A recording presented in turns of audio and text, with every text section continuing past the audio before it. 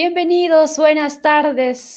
Es las 5 de la tarde y ya estamos nosotros iniciando con nuestra emisión de MediSalud, este programa en orientación para la salud y obviamente para el bienestar de todos quienes están ya en sintonía con nosotros y también quienes nos siguen a través de redes sociales o a la vez nos escuchan a través de www.medimagenradio.net.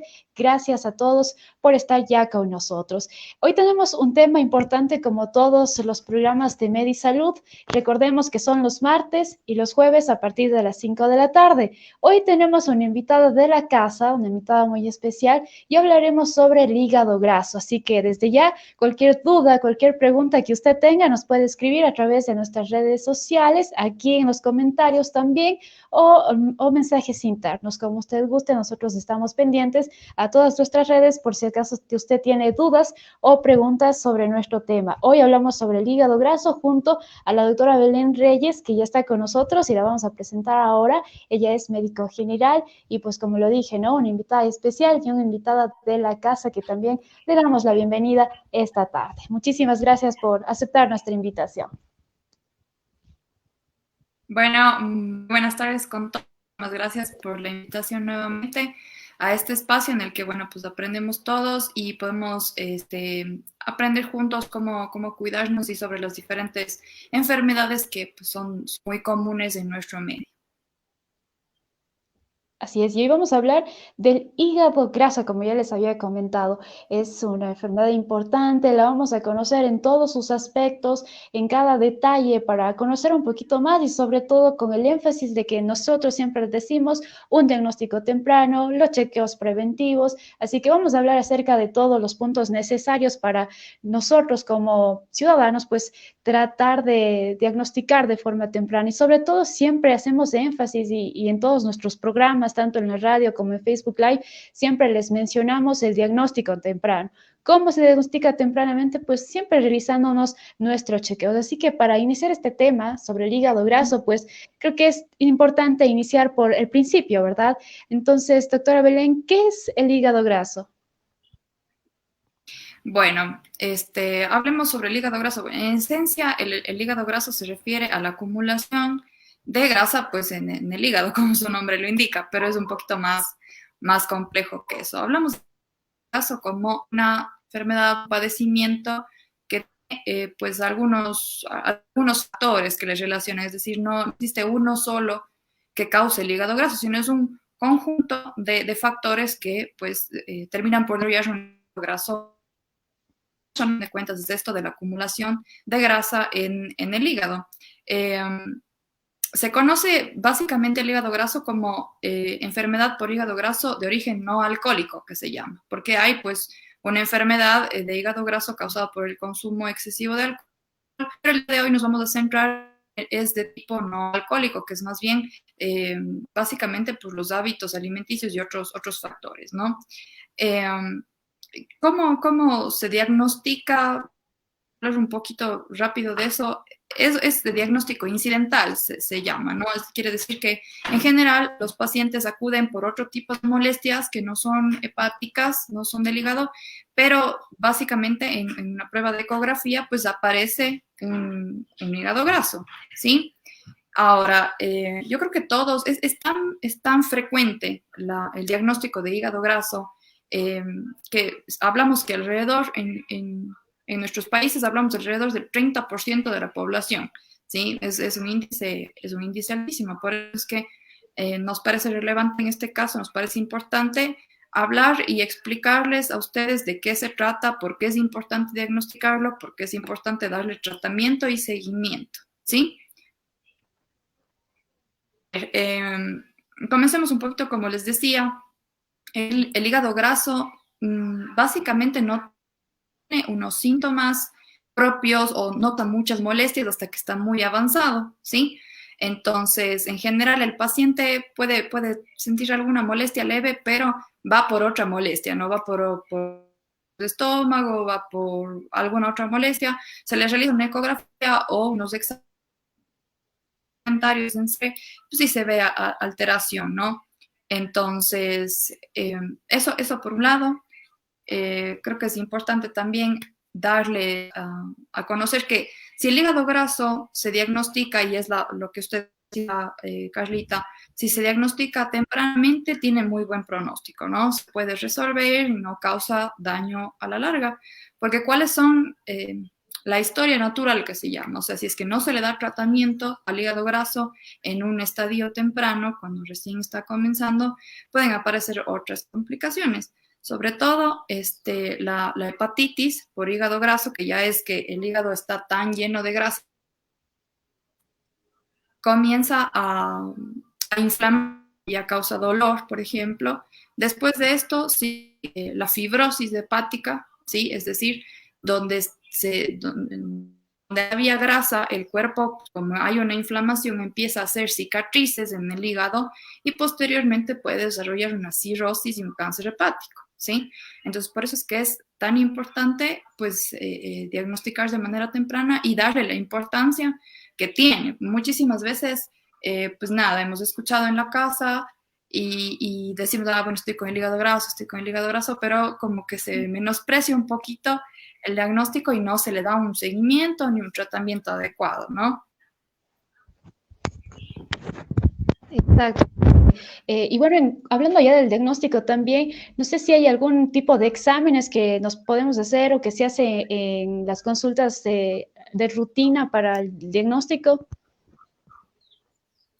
A ver, yo creo que es importante que cada uno de nosotros estemos conscientes de que así no tengamos ninguna enfermedad diagnosticada, ¿no es cierto? Si no tenemos ninguna molestia, todos responsablemente deberíamos hacernos un chequeo, un control de salud anual, ¿sí? Que incluya, pues nada, exámenes de sangre, exámenes de orina, de heces y nada, o sea, y básicamente una ecografía, como digo, en sí no causa molestias hepáticas graves como cuando uno tiene una hepatitis, como tiene otra complicación, hay mucho dolor y cosas.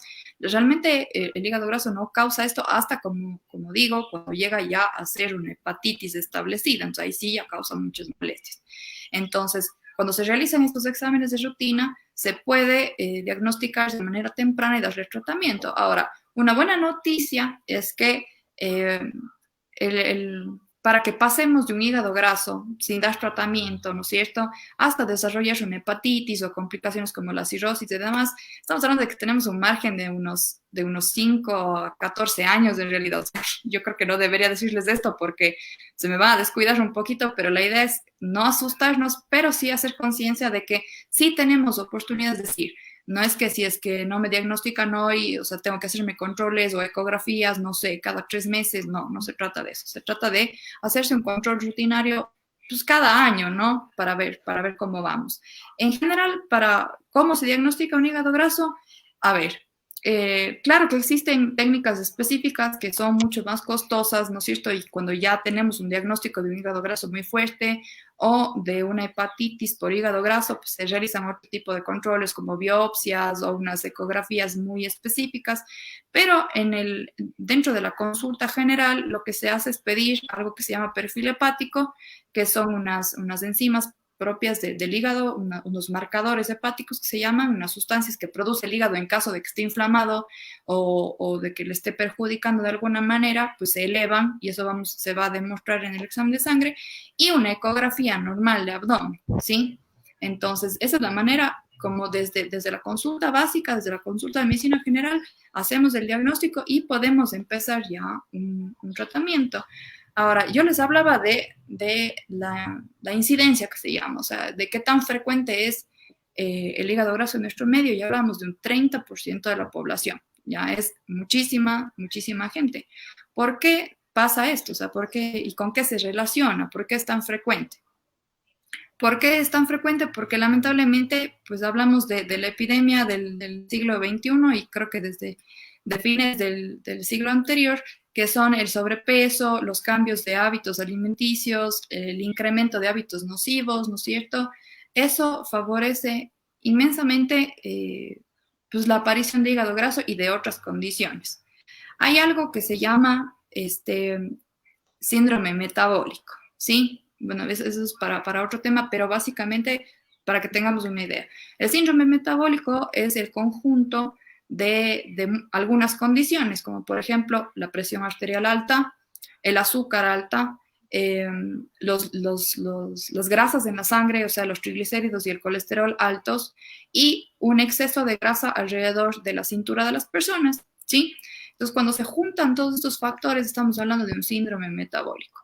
Y como es tan prevalente, es decir, la mayor parte de los pacientes que tienen síndrome metabólico, que tienen uno o varios de estos problemas de salud, hablamos de que hasta un 80-90% de esas personas tienen hígado graso.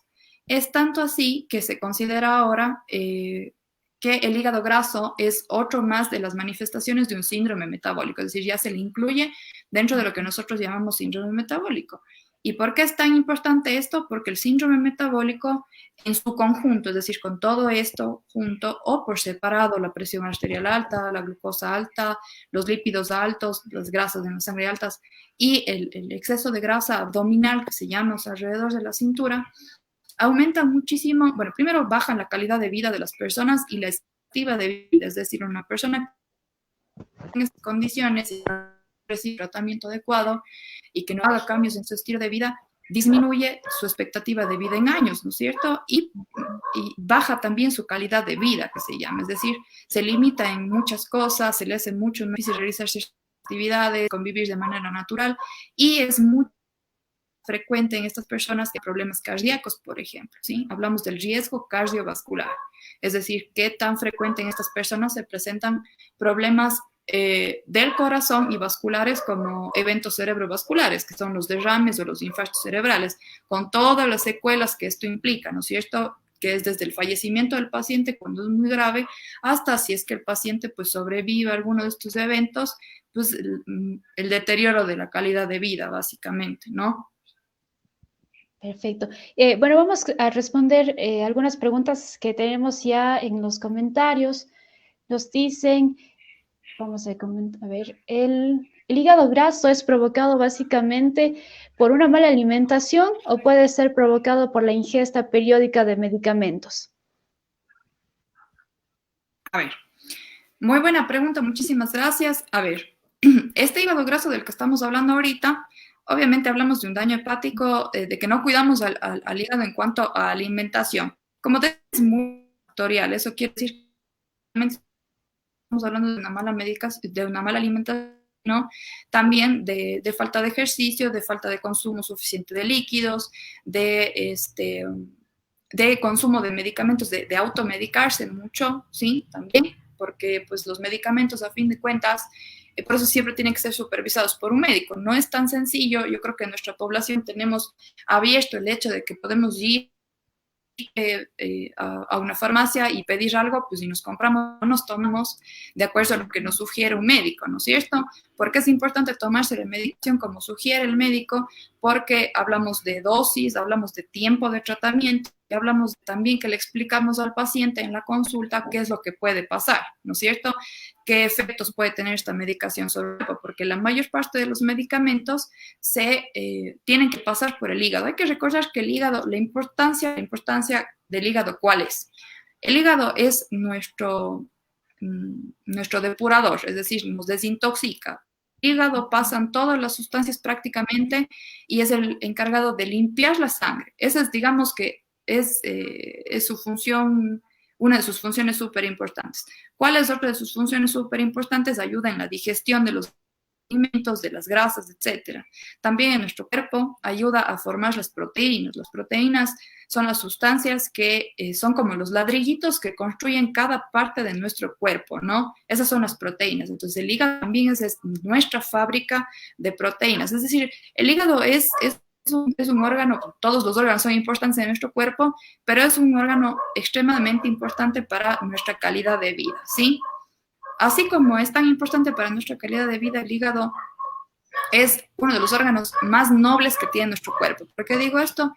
Porque el hígado aguanta mucho daño, o sea, por eso es que creo que a veces abusamos de él, ¿no es cierto? Porque aguanta tanto daño que se habla de que si un paciente tiene dañado hasta el 80% del hígado, ese 20% va a seguir trabajando y va a seguir ayudando y solventando las necesidades de las personas, ¿sí? Entonces, sí es súper noble, pero hay que cuidarle porque cuando el hígado se daña, como digo, tiene tantas funciones tan importantes en nuestro cuerpo, cuando se daña la calidad de vida, baja radicalmente y la expectativa de vida también. Es decir, una persona que tiene dañado el hígado, que ya tiene una enfermedad cirrótica, un cáncer hepático, etcétera, etcétera, pues su expectativa de vida no es la mejor, ¿sí? Entonces, bueno, la pregunta sí, sí tiene que ver con la ingesta de medicamentos, pero sin supervisión de un médico, sin el conocimiento de los efectos que puede provocar, el tomarse, pues, sin, no en el tiempo que corresponde, manteniendo una alimentación saludable. Así es que, como digo, son varios los factores que causan el daño hepático, pero sí, pues indudablemente el tomar medicación desordenada sí contribuye a tener un... Perfecto, vamos con otra pregunta que tenemos. Si hago ejercicio, ¿puedo tener hígado graso? Perdón, ¿me puedes repetir la preguntita? Si hago ejercicio, ¿puedo tener hígado graso? A ver, hablamos del ejercicio como un pilar fundamental que tiene que ser en nuestras vidas, ¿sí? Vamos a hablar de un paciente, si es que es un paciente que hace ejercicio de manera regular o que es atleta o cosas así, ¿si puede tener hígado graso? Sí, sí puede tener, porque los hábitos saludables no solo consisten en hacer ejercicio, sino en mantener una dieta saludable, consumo adecuado de líquido y limitar los hábitos nocivos como el consumo de alcohol, como el desordenado de medicamentos. Entonces, un atleta puede tener hígado graso, sí, sí puede tener, porque, por ejemplo, hablamos también de un factor importante de la genética, ¿sí? Es que pues, la genética es nuestro código, el código en el que cada ser humano se fabrican sus ojos, sus orejas, su todo, y así también por dentro.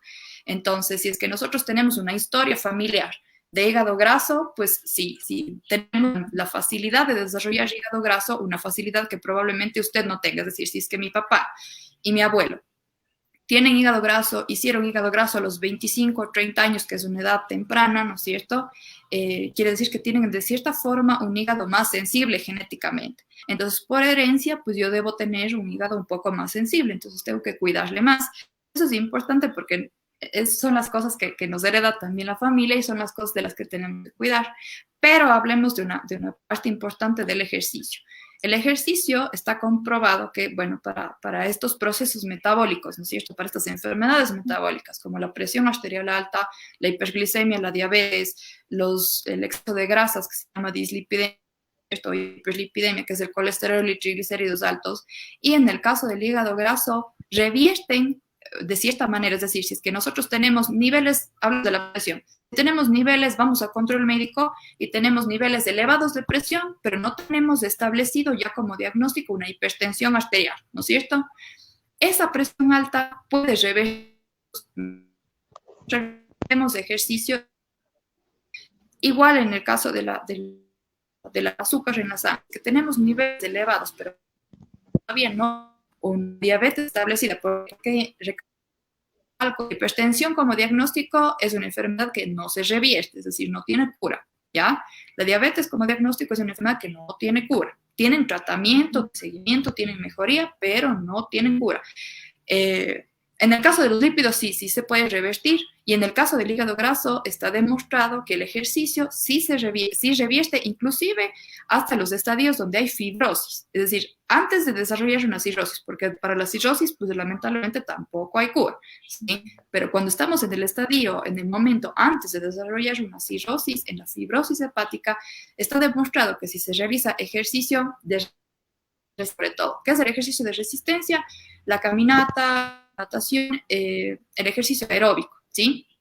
De bajo impacto que se llama, ¿no es cierto? Si desarrollamos este ejercicio por lo menos 30 minutos al día, por lo menos 5 veces por semana, estas condiciones se pueden revertir en alrededor de la mitad o más de la mitad de los pacientes. Entonces, el ejercicio es un pilar fundamental para mantener nuestra salud y para recuperar nuestra salud en el caso de tener cualquiera de estas alteraciones, ¿sí? Perfecto. Bueno, tenemos todavía algunas preguntas más. Gracias a todos y pues si tienen dudas o preguntas, es importante que también solventarlas, ¿no? Así que con confianza nos Claro pueden que sí. dejar en los comentarios. ¿Es Sí, posible, ¿es posible revertir el daño hepático causado por la grasa? ¿es posible revertir el daño hepático causado por la grasa? Sí. Es decir, nosotros tenemos algunos pacientes antes de llegar a un daño irreversible del hígado causado por el exceso de grasa, por el depósito de grasa, ¿sí? Nosotros tenemos esteatosis hepática, que es el hígado graso grado 1, 2, 3, de ahí podemos desarrollar algo que se llama esteatohepatitis, es decir, una inflamación del hígado causada por de grasa.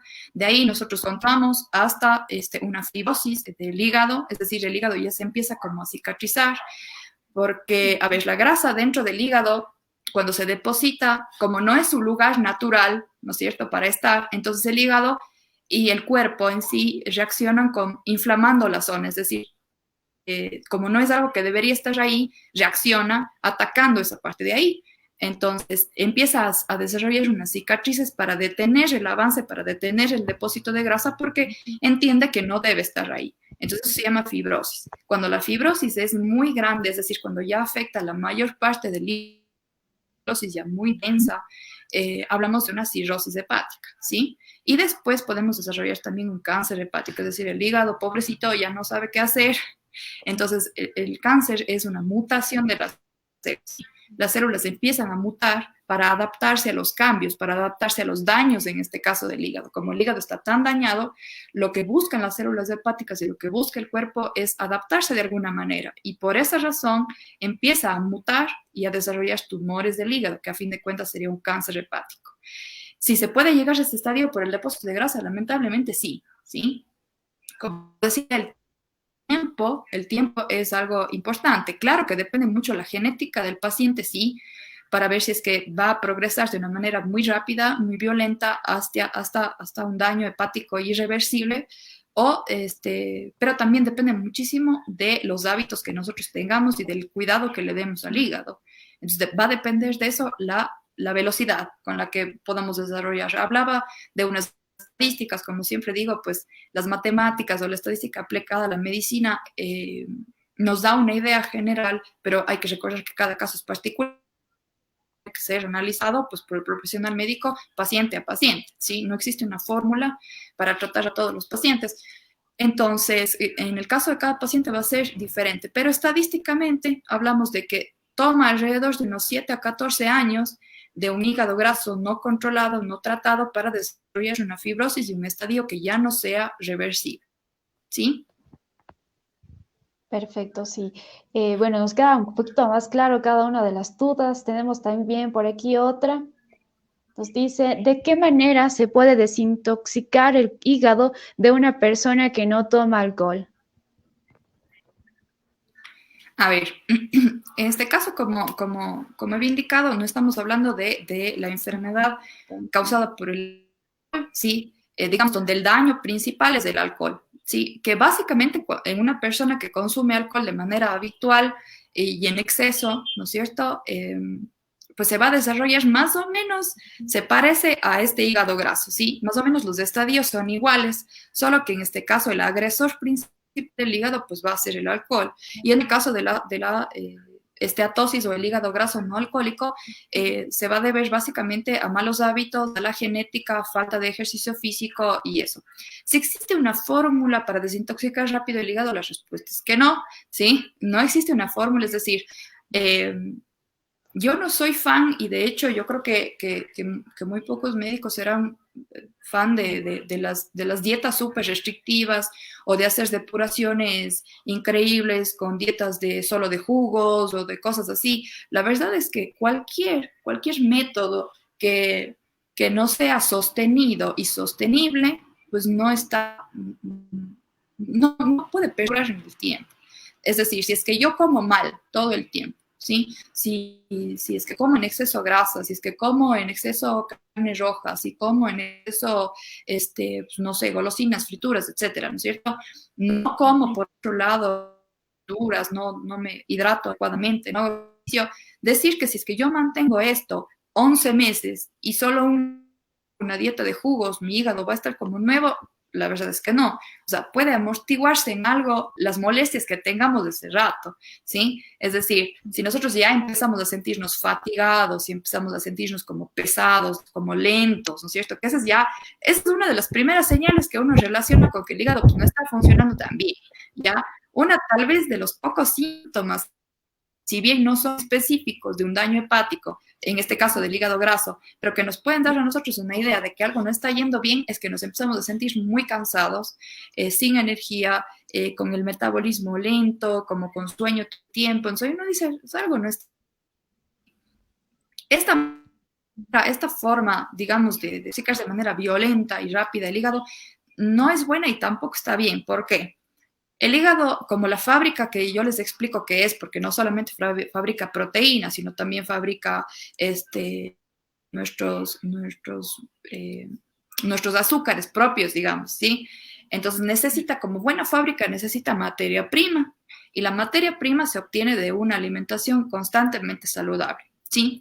Si es que nosotros no le damos lo que necesita, va a empezar a hacer, pues nada, piezas defectuosas. Si no le damos una buena materia prima, pues va a hacer cosas defectuosas y se va a ir dañando en el proceso, ¿sí? Entonces, lo mejor siempre, mi recomendación fundamental va a ser mantenernos constantemente saludables. No quiere decir para nada que si es que una de las cosas más difíciles de mantener una dieta saludable es creer que no puede volver a comer nada, ¿sí? Que no, uno no se puede comer un pastel, que uno no, o sea, en realidad constituye un sufrimiento para las personas. Podemos considerar que la alimentación, o sea, o los alimentos o la gastronomía son parte de los placeres grandes del ser humano. Es decir, ahí nosotros encontramos mucho placer, mucha satisfacción. Además, pues es motivo de reunión familiar, es motivo de muchas cosas. Nosotros, es decir, comunitariamente, socialmente, nos relacionamos mucho con la comida, ¿sí? Entonces, nos genera mucho sufrimiento pensar que tenemos que hacer una dieta, que nunca nos podemos volver a tomar un vino, que nunca podemos comer. Eso no es así. O sea, yo creo que todo está en la proporción. O sea, es decir, todo es la cantidad que nosotros consumamos y que saber que día a día debemos mantenernos. Es decir, si yo me quiero comer el fin de semana algo rico, así medio pecaminoso, medio frito, medio así, así, bien goloso, tenemos que saber que, pues nada, que entre semana tenemos que mantenernos activos, hidratándonos adecuadamente, comiendo frutas y verduras bastantito, cambiar nuestro consumo de carnes rojas, de leche entera, o sea, es decir, de grasas saturadas, ¿no es cierto? Y así sí podemos, pues, darnos estos gustos y no sufrir tanto, digo yo. Claro, yo creo que es importante, ¿no? Evitar el sedentarismo y ese es uno de los principales puntos y factores de riesgo de muchas enfermedades también, el sedentarismo, no hacer ejercicio, estamos en nuestra rutina al frente del computador o con nuestra rutina ya marcada y no nos damos ese espacio para hacer ejercicio. Entonces, creo que es importante siempre llevar de la mano un estilo de vida saludable, sano, la alimentación, el ejercicio, la hidratación también podemos mencionar en este punto. Tenemos también, antes de continuar, otra pregunta. Nos dicen, aunque yo no tengo hígado graso, ¿por qué cuando como cerdo o algo muy grasoso me hace daño? Muy bien. Muy buena pregunta. Ahora vamos a hablar de nuestra digestión, ¿sí? Nuestra digestión es un sistema integrado de procesos, ¿sí? La digestión de cada alimento bueno, en nuestro cuerpo todo funciona como una cadena, ¿sí? Eso se llama medicina integral para nosotros y es muy, muy importante. Es decir, nosotros tenemos que entender que si es que nos duele algo, tiene una causa y esa causa puede estar relacionada tal vez en otro lado, ¿ya? Entonces, en este caso, la alimentación, la digestión, el metabolismo de los alimentos empieza desde la boca, es decir, desde antes, en realidad, desde cómo preparamos los alimentos, desde qué tipo de alimentos vamos a consumir, ¿sí? Después pasamos al proceso de masticación, de salivación, de todo lo que tiene que ver en la boca. Muchas veces hay muchas indigestiones o muchas personas que tienen dispepsia, que se llama, ¿no es cierto?, que es indigestión, esta sensación de llenura, un exceso de gases en el estómago, etcétera. Muchas veces se produce porque no masticamos adecuadamente la comida, créanlo o no, es por eso. No masticamos adecuadamente, tenemos problemas de mordida, tenemos, tal vez nos hicimos un mal hábito alimenticio, comemos muy deprisa, por ejemplo, o comemos mucha cantidad de comida y el estómago se llena mucho. Entonces, desde ahí ya empieza el problema, ¿no es cierto? Desde la masticación pasamos al estómago. Cuando el estómago recibe mucho alimento, muchas cosas pueden pasar en el estómago para que la alimentación pues nos caiga pesada, nos haga daño, ¿no? En este caso, digamos, si es que nosotros tenemos que tener muy en cuenta que mucha gente en nuestro medio tiene gastritis todo el tiempo, es decir, una inflamación constante del estómago, por muchos factores, ¿ya? El estrés, la falta de horario para comer, pasar mucho tiempo sin comer, ¿no es cierto? Hay que recordar que el estómago es un órgano maravilloso que tiene una capacidad increíble para resistir el ácido del estómago. El ácido en el estómago, que se llama ácido clorhídrico, es uno de los ácidos más potentes, digamos, en el mundo, ¿sí? Tiene un pH muy, muy bajito, entonces pues podría corroer lo que sea, básicamente. Y el estómago, pues nada, como nuestro cuerpo es así, muy, muy, muy sabio, el estómago por dentro tiene una capacidad increíble de soportar el ácido del estómago cuando no está lastimado. ¿Sí? Si nosotros lastimamos el estómago, como les digo, comiendo a deshoras, comiendo pues, comida no muy buena, sin masticar bien la alimentación, comiendo muy deprisa, el estómago se va a lastimar y el ácido que hace su función de deshacer los alimentos va a empezar a lastimar el estómago, ¿sí? Entonces le va a descubrir de su capita que resiste el ácido y va a empezar a lastimar el órgano en sí y eso causa mucho dolor y muchos problemas. Ahora también hay algo importante de que hablar y es del Helicobacter pylori. El Helicobacter pylori es una bacteria que está en nuestro medio todo el tiempo. Se contagia, nosotros nos contagiamos de Helicobacter pylori comiendo cosas sucias, o sea, yo no quiero decir cómo se contagia, pero bueno, se contagia a través de agua contaminada, digamos. Entonces, si es que, o de cosas manipuladas, o de alimentos manipulados con, ¿sí? Nos contagiamos y este bichito vive en el estómago y lastima el estómago. Entonces ya tenemos otro problema. Entonces ya no masticamos bien, de ahí pasó el estómago que ya de por sí estaba con problemas, digamos, por ejemplo. De ahí, en el caso específico de la carne de cerdo, hay que recordar que la carne de cerdo en general tiene una cantidad de grasa un poquito pues, elevada, ¿ya? Hay mucha gente a la que le sienta mal las comidas muy grasosas porque básicamente porque el hígado, digamos que, por dos cosas fundamentales. Si bien el hígado es el principal responsable de digerir las grasas y puede que tengamos un hígado no tan funcional para digerir la grasa, también es importante mencionar algo que se llama microbiota intestinal. La microbiota intestinal, o llamada también, bueno, antes flora intestinal, son una serie de bacterias o de microorganismos que viven en nuestro intestino y que son parte fundamental de la digestión de los alimentos, ¿sí? Entonces eso es algo que también se desgasta por mala alimentación, por deshidratación, por falta de ejercicio, etcétera, y por estos hábitos poco saludables. Entonces, digamos que esas bacterias también intervienen mucho. Entonces, eh, como vemos, hay muchos lugares donde esa digestión puede ir mal. En el caso de las comidas grasas, es decir, si solamente es la carne de cerdo, ¿no es cierto?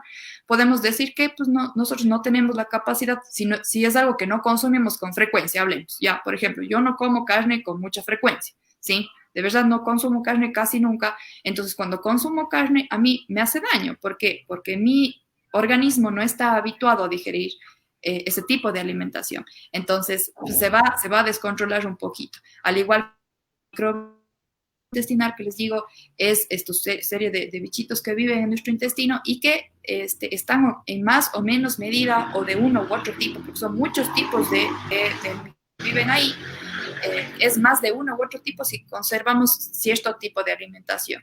Entonces, yo puedo decir que si no es el consumo frecuente, porque pues es un caso, ¿cómo puedo saber que no es un caso frecuente?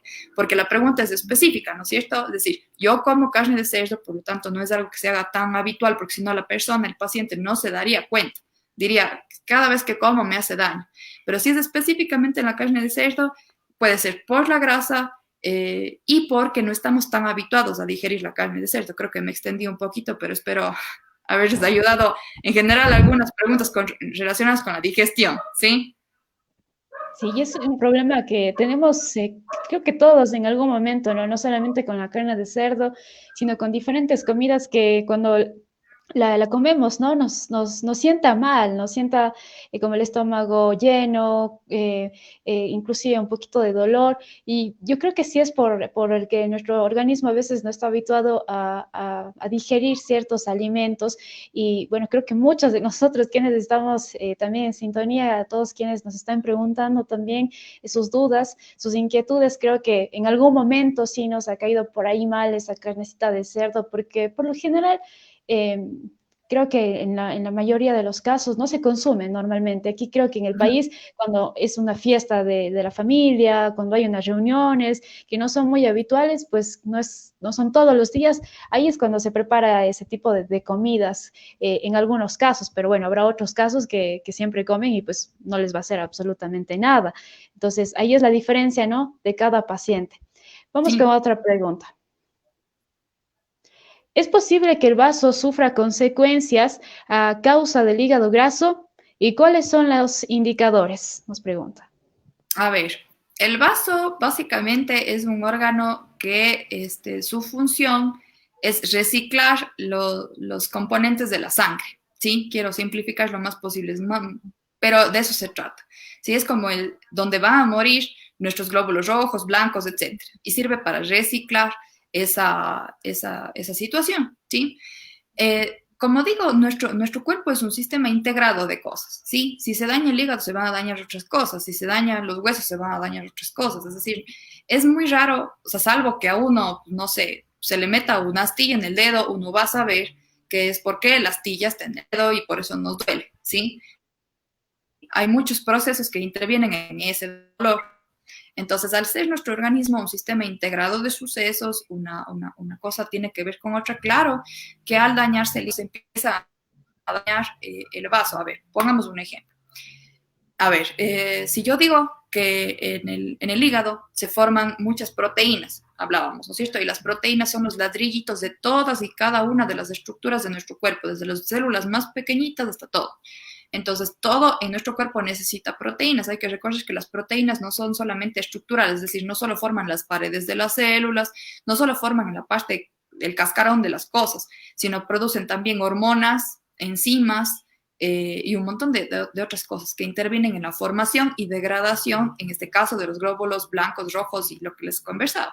Entonces, si es que existe ya un daño hepático, un mal funcionamiento hepático, ¿puede sufrir el vaso? Pues sí, sí, sí podría sufrir, aunque no es el directamente pues, afectado en el caso de un hígado graso, pero en una enfermedad hepática avanzada donde ya tengamos dificultad para producir proteínas, puede haber anemia, puede haber otro tipo de cosas del vaso para empezar a sufrir.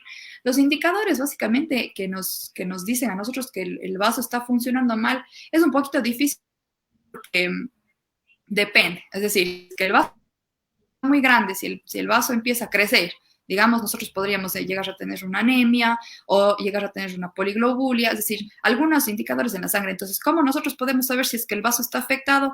Básicamente, nos podríamos empezar haciendo una biometría. La biometría es un examen en el que se miden, o sea, se ve la cantidad de glóbulos blancos, de glóbulos rojos, de plaquetas que tenemos en nuestra sangre, ¿sí? Si es que algún valor está alterado, nosotros empezamos a buscar por dónde está el daño, ¿sí? Y una ecografía abdominal también sería útil. El vaso, al igual que cada órgano de nuestro cuerpo, tiene a la ecografía, que es un estudio de imagen, ¿no es cierto? Que es de bajo costo, es bueno para ver el tamaño y cómo están funcionando los órganos. Entonces, el vaso tiene un tamaño estándar, digamos, ¿no es cierto? Entonces, si el vaso por alguna razón está crecido o achicado, o si es que está afectado, dañado, lastimado, se va a ver en una ecografía. Aparte de eso, pues nada, el dolor, ¿dónde se encuentra el vaso? El vaso se encuentra en la parte izquierda del abdomen, más o menos, ¿sí? Está como debajo de las costillas del lado izquierdo del abdomen. Entonces, ahí nosotros podríamos decir, bueno, me duele el vaso. Ahora, yo no sé si es que es tan común en el resto de las personas, pero yo escuchaba con mucha frecuencia o he escuchado a mucha gente decir, me duele el vaso, ¿ya? Ese dolor generalmente que nosotros decimos del vaso por la localización que digo que está en la parte izquierda del abdomen, más o menos a la altura de las costillas, un poquito por debajo, generalmente ese dolor está relacionado con el colon más que con el vaso en sí. Es raro que empiece a doler el vaso, hay enfermedades específicas en las que empieza a doler el vaso, pero ya estamos hablando de un daño en el vaso muy, muy grande. Es más, está más relacionado el dolor en ese lado con trastornos del colon, con estreñimientos, con un exceso de gas, con una enfermedad también muy prevalente, es decir, muy, muy frecuente en nuestro medio que se llama colitis, que es una inflamación del colon, del intestino grueso. Entonces, en realidad, los dolores ahí están más relacionados con eso, si es que la pregunta va por el dolor. Pero, ¿cómo saber si es que nuestro vaso está bien? Pues con una biometría y con una ecografía de principio, ¿no? Perfecto, sí. Y creo que algunos, lo que decíamos al inicio, ¿no? A veces nosotros como pacientes vamos por otras afecciones porque me duele aquí y total, el problema no es, por ejemplo, lo que usted decía, ¿no? El vaso, sino más bien es el colon. Entonces, por eso es importante y una vez más lo recalcamos, el chequeo anual estamos iniciando este 2021 y pues nosotros como siendo conscientes y responsables, deberíamos realizar nuestros chequeos en este caso también para saber cómo está nuestra salud a nivel general. Tenemos también otra pregunta. Nos comentan cuáles son los síntomas, las alarmas que nos indiquen un posible cáncer de hígado. Ya. En este caso, si hablamos de un cáncer de hígado que progrese desde un hígado graso, pues ya tendríamos algunas afecciones anteriores, es decir, antes de que se desarrolle, o sea, con fortuna, antes de que se desarrolle un cáncer en sí, ya tendríamos algunos síntomas. Desde que hablamos de una hepatitis, como decía, esto es como una línea de tiempo, ¿sí? Es decir, primero hacemos un hígado graso, después avanza, avanza, avanza, después hacemos una hepatitis, después avanza, hacemos una fibrosis, avanza, hacemos una cirrosis, avanza y hacemos probablemente un cáncer de hígado, ¿no? Ahora, para tranquilidad de todos, el cáncer hepático por hígado graso no es muy frecuente, estamos hablando de más o menos el 5% de los casos, ¿ya? Pero igual, o sea, el 5% de pacientes pueden progresar a un cáncer hepático. ¿Cuáles son los síntomas? No hablemos del cáncer hepático en sí, sino cuáles son síntomas hepáticos. Es decir, cuando yo tendría que hacerme un control hepático porque algo no está bien. Ya dejemos de lado exclusivamente el hígado graso, ¿sí? ¿Cuáles son los signos de alarma de cualquier afección del hígado?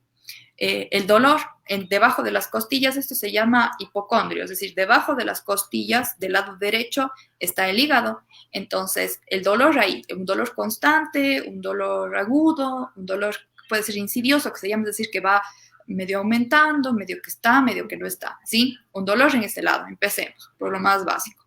Segundo, cuando algo no está funcionando bien en el hígado, es probable que hagamos una alteración de las bilirrubinas.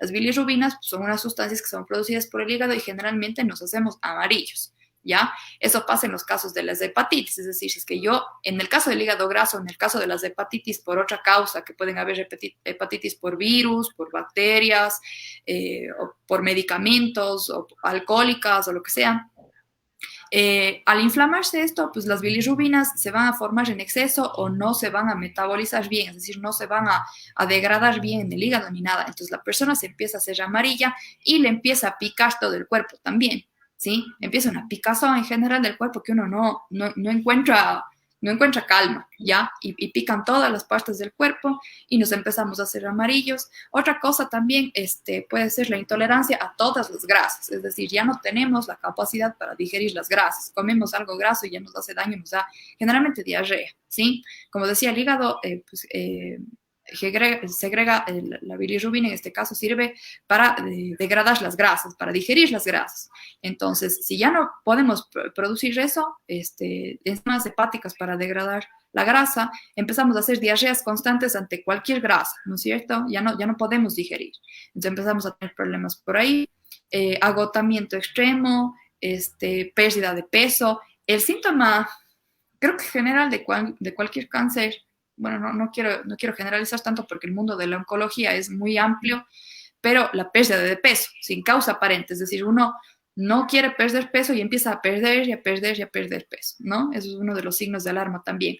Hacer anemias, en el caso del hígado, que uno está anémico, se empieza a poner pálido, por ejemplo, de la nada, y empieza a perder peso, a ponerse pálido, empieza a sangrar, ¿sí? Empieza a sangrar mucho de la nariz, en los ojitos se pueden hacer derrames, de las encías también. Hay muchas cosas, pero digamos que creo que lo más importante de saber esto de los trastornos del hígado, de los signos de alarma del hígado serían estos: dolor, que nos empieza a picar todo el cuerpo, que nos podemos poner amarillos, empezamos a tener diarreas, a perder peso, ¿no? Yo creo que sería lo más importante. Perfecto, bueno, surgen más dudas mientras vamos comentando más sobre este tema.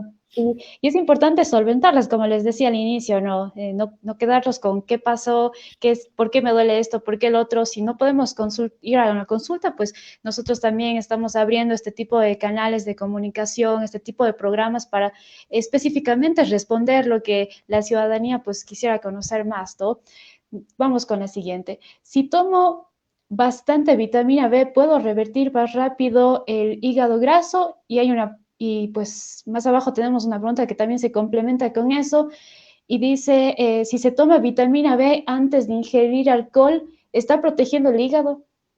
A ver, a ver, en cuanto al hígado graso, lamentablemente no.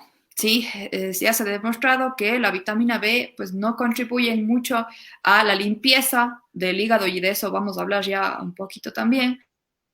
Revestir el daño hepático por las grasas, ¿no? Eh, pero en este caso, lamentablemente, el consumo de vitamina B pues, no nos va a ayudar mucho. La vitamina B, que es un complejo en realidad, el complejo B se llama, hay muchos tipos de vitamina B, B1, B2, B6, B9, B12, etcétera. Este tipo de vitaminas que se encuentran en los alimentos, pues nos sirven para el metabolismo del hígado, sí, pero no solamente para el metabolismo del hígado, sino tienen muchísimas funciones. Entonces, uno debería mantener un consumo de complejo B, y a eso vamos a hablar un poquito más adelante, pero un consumo de complejo B, lo preferible siempre va a ser que no lo consumamos de manera medicamentosa, o sea, no consumirlo en tabletas a menos que no podamos tener otra manera de conseguirlo, ¿no? Siempre va a ser mejor obtenerlo a través de los alimentos. En el caso de esto, de que si es que tomamos complejo B, pues nos ayuda nos protege el hígado si es que ingerimos licor, en pocas palabras podremos decir que sí, pero no es que prevenga tanto el daño que causa a largo plazo. Es decir, ¿por qué ayuda en ese momento a mejorar? Porque mejora cómo trabaja el hígado. Es decir, el hígado se vuelve ese ratito como que más eficiente, empieza forma más enzimas, empieza a degradar el alcohol, pero los subproductos, es decir, lo que resulta, la basura que queda de ese procesamiento del alcohol, hace daño a fin de cuentas. Entonces nos vamos a sentir mejor o probablemente no nos alcoholicemos tan rápido, ¿sí? Porque el hígado está trabajando más rápido de lo normal, podemos decir, pero lo que resulta después es igual, o sea, es igual el daño que va a provocar a mediano y a largo plazo el consumo de alcohol. Entonces, si lo hacemos de manera regular, pues considerar que así nos tomemos toda la pipeta de complejo B, no vamos a prevenir el daño que puede provocar a largo plazo, ¿no? Tal vez en ese momento sí, pero a la larga no. Y en cuanto al hígado graso, si es que se limpia, tomando complejo B, lamentablemente no, porque el complejo B tiene otro mecanismo de acción en nuestro cuerpo y no para limpiar los depósitos de grasa. El problema en el hígado graso es que se hacen unos depósitos de grasa, ¿sí? Entonces, eso es lo que hay que procurar limpiar. Se hacen como unos taquitos de grasa en el hígado, ¿no? Que se tienen que limpiar de manera lenta, pero sostenida, ¿sí? Y eso se hace nada más que con alimentación y con hidratación y ejercicio. Como decía en este caso, sí está demostrado que el ejercicio aeróbico, como les decía, puede revertir los estados de hígado graso, ¿sí? Ya. Ya. Bueno, aquí nos preguntan si se puede desintoxicar el hígado. Ya habíamos dicho anteriormente que no se puede desintoxicar el hígado. Se puede, pero no tan rápido como Pero uno cree. no, Haciendo las dietas de ah, jugos verdes una semana esta- entera en ayunas, jugo de claro, limón con no sé qué, no se puede. Pero con otros mecanismos que vamos a revisar, sí, sí se puede. sí se puede, ya. Entonces, bueno, siguiendo con el complejo B, ahora con el complejo B dice si no hay no hay intoxicación si una persona se inyecta el complejo B y luego bebe alcohol. A ver, no, o sea, una intoxicación como tal no puede haber. Es decir, el hígado ya está intoxicado por el alcohol, ¿sí? Ya está. Entonces, si ya uno bebió alcohol, ya ese pobre hígado ya está intoxicadito, ya está ahí medio en problemas. El complejo B en una dosis adecuada, sí, que tiene que ser consultada al médico porque no es tan sencillo como ir y ponerse también una sobredosis de vitamina B, porque tampoco estamos buscando eso. Una dosis de vitamina B puede ayudar a digerir, a metabolizar el alcohol, pues sí, pero no a detener el daño que puede causar el alcohol a largo plazo. Si una cosa va con la otra, no. Es decir, muchas veces a los pacientes que vienen con intoxicaciones alcohólicas, ¿no es cierto?, que vienen con un nivel de alcohol muy, muy grande, pero no tanto como para, no sé, para intubar, o que no están en coma, ni mucho menos, pero sí están un poco complicados, se les pone hidratación intravenosa con complejo B para ayudar a que el hígado y todos los procesos metabólicos en el cuerpo, que no solamente el hígado es el encargado, sino todas las células del cuerpo, los pulmones, por ejemplo, también son una parte muy importante de cómo nosotros degradamos el alcohol y expulsamos el alcohol de nuestro cuerpo de cierta manera, ayuda a todos esos procesos, porque la vitamina B, el complejo B, como decía, son muchas vitaminas que intervienen en muchas cosas. Entonces, ayuda a que todo el cuerpo su metabolismo esté un poquito más alineado y ayudarle un poco a que no tenga tantos problemas para digerir el alcohol, ¿sí? Pero no es una solución, no quiere decir que si cada fin de semana, etcétera, porque tampoco podemos sobredosificarnos de complejo B. Es decir, si es que yo bebo este fin de semana y me pongo ya una dosis alta de complejo B y el siguiente fin de semana y el siguiente fin de semana vamos a terminar con una sobredosis de vitamina B y eso tampoco, porque sí hay sobredosis de vitaminas, ¿sí? Puede parecer que no, pero sí. Perfecto. Bueno, ya vamos también ya poco a poco cerrando. ¿Cuál es la causa para el hígado graso? Bueno, ya al inicio también ya lo habíamos comentado un poquito. Sí, rápidamente para recordar, el hígado graso tiene muchos factores que le causan, pero si podemos dar los más importantes en este caso son pues, los factores genéticos, ¿no es cierto? Pero sobre todo los malos hábitos alimenticios, de ejercicio, de hábitos nocivos de consumo de alcohol, etcétera. Eso sería básicamente lo que causa el hígado graso, ¿no? No alcohol, en este caso. ¿Nos puedes repetir? Creo que por un ratito se nos fue la señal de lo que nos acabo de decir. Sí, por favor. Que creo que lo más importante que podemos decir de cómo se provoca, cómo llega a darse el hígado graso no alcohólico es con una mala alimentación, falta de ejercicio, falta de hidratación adecuada y hábitos nocivos, ¿sí? Así es como llegamos nosotros a hacer un hígado graso. ¿Cuáles son las personas que tienen más probabilidad de tener un hígado graso, aunque teóricamente no sientan nada? Eso es importante, ¿no? Porque dicen, yo no siento nada, no me molesta. Personas con sobrepeso, personas con diabetes, personas con la presión arterial alta, personas que ya en algún examen hayan tenido los lípidos en el cuerpo, es decir, colesterol o triglicéridos altos. Esas personas deberían hacerse un control para ver si es que no están desarrollando un hígado graso, que lo más probable es que sí lo tengan y requiere una atención también. Perfecto. Bueno, agradecemos a todos quienes nos han dejado sus dudas, sus preguntas y bueno, como siempre el tiempo nos juega en contra y estamos casi ya para finalizar nuestra hora de programa.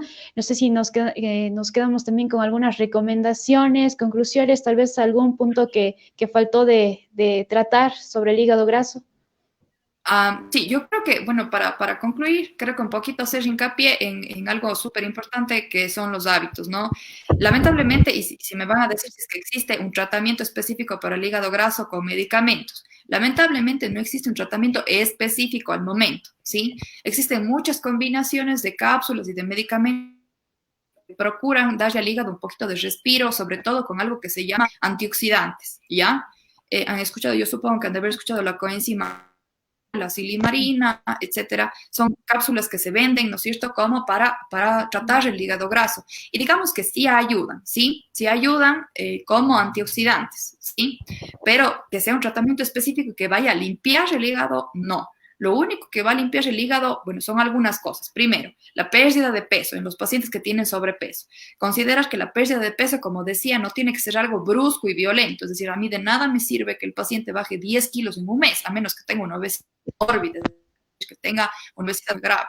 Pero si es un paciente que tiene sobrepeso u obesidad grado 1, grado 2, lo ideal es que pierda de medio kilo a un kilo al mes. Bueno, hay consideras en caso, pero se habla del 10% del peso corporal cada 6 meses, ¿sí? Es decir, hay que ir de a poco, porque el cuerpo tiene que irse adaptando a una nueva realidad también, ¿sí? Entonces, el 10% de peso corporal cada 6 meses. ¿Cómo se logra esto? Se logra con alimentación saludable, ¿no es cierto? ¿Dónde están los antioxidantes? Que yo decía que los antioxidantes son unas sustancias muy importantes para desintoxicar el hígado y en este caso resolver de alguna manera el hígado graso. Los antioxidantes están en las frutas, verduras, Y es lo que decía, hay esta silimarina, estas coenzimas Q, que son lo mismo, son antioxidantes.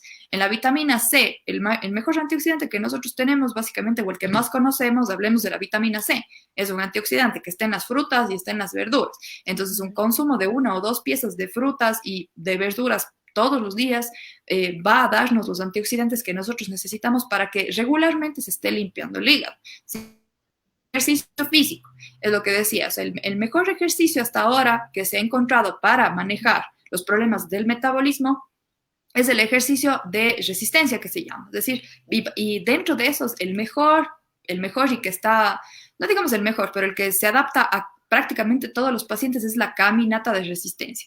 La caminata de resistencia no es cualquier caminata, hay que recordar. Es una caminata que tiene 2 objetivos principales. Primero, tener el propósito de hacer ejercicio, que es importante. Es, como decía, el cuerpo es integrado, ¿no es cierto? Entonces, no es lo mismo que yo me vaya porque tengo que hacer alguna cosa, porque me tengo que ir a la tienda y que camine 3 cuadras, ¿no es cierto? Si no es hacer ejercicio, nuestro estado mental, uno, es súper importante, ¿sí? Y dos, que de manera constante, es decir, tenemos que mantener el paso, mantener la respiración, mantener la velocidad por un tiempo específico, ¿sí? Para que cuente como ejercicio, eso es importante también. Hacer 30 minutos de caminata. ¿Y por qué digo que la caminata casi todos los pacientes? Porque es de bajo impacto, ¿no es cierto? Hay muchos pacientes que tienen sobrepeso, que no queremos dañar sus articulaciones con el sobrepeso, ¿no es cierto? Entonces, es de bajo impacto, puede hacer igual problemas, pacientes que tengan problemas cardíacos, etcétera. Cada quien encontrará su ritmo, pero se aplica a muchísimos pacientes. Hacer 30 minutos de caminata sostenida y caminata de resistencia, por lo menos 5 días a la semana es lo que se recomienda y puede resolver muchísimos problemas metabólicos, no solamente el hígado graso, ¿sí?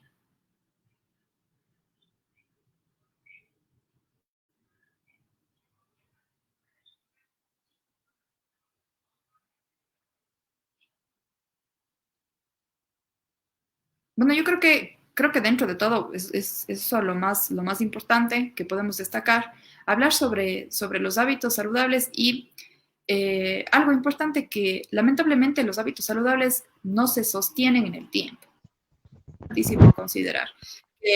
Es tan importante el tratamiento farmacológico como el no farmacológico. Muchas veces nosotros, porque estamos en este siglo, creemos que todo se puede resolver con medicamentos, ¿sí? Pero la verdad no es esa. La verdad es que nosotros tenemos que mantener la salud de nuestro cuerpo todo el tiempo y todo el tiempo tenemos que ser conscientes de que este cuerpito es el que nos va a servir por los años que tengamos de vida y que tenemos que tratarle bien. Tenemos que cuidarle porque cuando nos empezamos a enfermar no existe en ninguna enfermedad. No existe una pastilla mágica que solucione ese rato el problema. Podemos controlar los síntomas, podemos ayudar a que el propio cuerpo del paciente empiece a... No existe magia dentro de la medicina, existe constancia, existe información y existe educación, que es precisamente pues este espacio que tenemos ahora, ¿sí? Perfecto. Muchísimas gracias por toda la información que nos ha podido compartir, doctora Belén. Realmente es información que nos ayuda a todos, ¿no? Nos ayuda a todos y sobre todo concientizar. Yo creo que todavía a la población en general nos falta concientizarnos un poquito más acerca de nuestra salud, acerca de nuestra alimentación, nuestro estilo de vida, cambiar ese sedentarismo, cambiar esos hábitos. Creo que todavía nos falta un poquito de concientización en esas áreas y pues para eso también está en este tipo, nuestro espacio en específico, pues para conocer más acerca de diferentes afecciones, síntomas, factores de riesgo, prevención y sobre todo siempre haciendo énfasis en esos chequeos. Así que nos quedamos con toda su información. Muchísimas gracias por haber estado esta tarde con nosotros y es un gusto que nos haya podido acompañar y también gracias a todos quienes estuvieron conectados con nosotros. Bueno, muchísimas gracias a todos ustedes, muchísimas gracias Carlita, una vez más por apoyarnos con este espacio tan importante para todos y a todas las personas que estuvieron conectadas hoy. Gracias por sus preguntas. Recuerden todos los tips que se les han dado en esto y pues nada, acudir a su chequeo de rutina. Y eso. Muchísimas gracias. Igualmente, gracias a todos y pues nos estamos despidiendo el día de hoy. Antes de eso, les recuerdo que el día jueves tenemos nuestro siguiente programa de la semana de Medisalud y estaremos junto al doctor Abad hablando acerca del crecimiento de próstata. Así que desde ya quedan invitados para el jueves, una vez más a las 5 de la tarde, pues iniciar con nuestro programa de Medisalud. Gracias a todos. Soy Carla Arce y el día de hoy estuvimos con la doctora Belén Reyes hablando acerca del hígado graso. Gracias a todos y que tengan una excelente tarde.